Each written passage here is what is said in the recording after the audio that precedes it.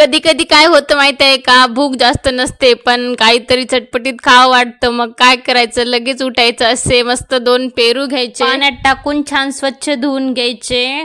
लगेच आता कट करायला घ्यायचं पेरूला. मागचं पुढचं कट करून घ्यायचं पेरूचं आणि मस्त मोठ्या मोठ्या फोडी कापून घ्यायच्या. कापून झालं की लगेच एक डब्बा घ्यायचा आणि त्यामध्ये ह्या फोडीला टाकून द्यायचं कापलेल्या.